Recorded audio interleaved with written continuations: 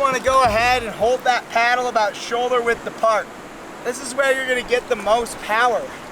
When you take your strokes, it's a combination of a few different muscle groups. So it's going to be your arms, your back, and then your core. So when we take those paddle strokes, we want to be reaching forward, grabbing that water, and you'll pull it behind you. You'll also pull with the bottom hand and push with the top hand. These kayaks turn very easily. They float on top of the water and they don't have much of a keel. So there's a couple tricks for keeping your boat straight. The first is when you paddle, you want to get that paddle perpendicular to the water. So when you stroke, it's going to be a forward stroke. Get it vertical and close to the boat. That's going to keep your boat from turning as you stroke. When you want to turn your kayak, the best way to do that is with a backward stroke. So I can just take a quick little backward stroke and my boat will turn very quickly, and then I can paddle close to my boat for speed and a straight trajectory. So I can turn my nose to where I want it to go and then take a few paddle strokes. Nice and close to the boat. I go nice and straight, keeping my paddle perpendicular to the water. So I'm going to show you how to run through a wave or a hole in your inflatable kayak. So the way we want to do that is with either end of our boat. They're shaped the same, but preferably the front, because you can see what's going on a little better. You're going to want to go ahead and hit that wave or that hole straight on. And what that means is that you're going to hit it perpendicular. So perpendicular to that white water, you want to hit it right there, make those 90-degree angles. All right, in this run, I am going to show you what you don't want to do.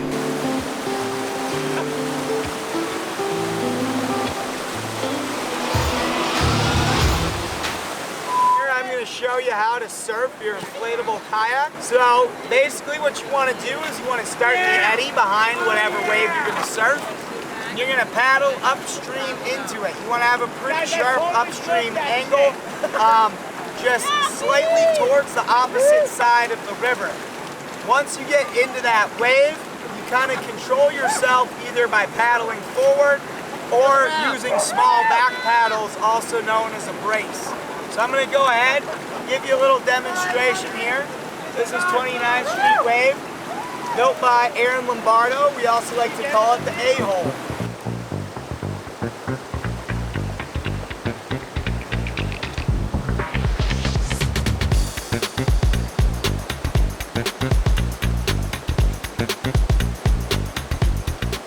In this example, I will be showing you how not to surf. Make sure you get your weight fully in the front of your boat. This way you're front loaded just like a plunger or a bow and arrow. Next, as you get into that wave, you're going to want to get into a crunch position and try to stand up. Some people say kayaks aren't surfboards, but I disagree.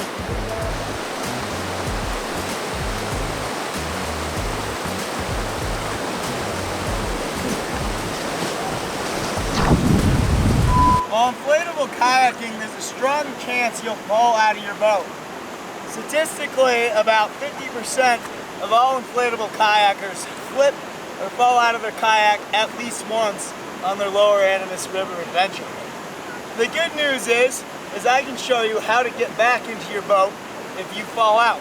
So I'm falling in the water, I got my paddle, I'm gonna swim back to my kayak. Once I get there, I'm gonna grab onto it, put my kayak in my boat. I like to put it across from me and wedge it down on the far outside too, so I don't have to worry about it. Next, I'll get straight arms and get my body flat on top of the water. You know your body's flat when you can feel your feet kicking on the surface. Then I'll kick, pull that kayak underneath me, do a nice little roll, grab my paddle, and get back in. This is an inflatable kayak, not a stand-up paddleboard. I'll be showing you how it works as a stand-up paddleboard though. feet wedged in. Do a couple squats to make sure the legs are warm. One, 2, 3. All right, once your legs are warm, you're gonna wanna go ahead and hold the top blade of your paddle. Get a nice overhand grip. Now we'll work our way out and run the rapid.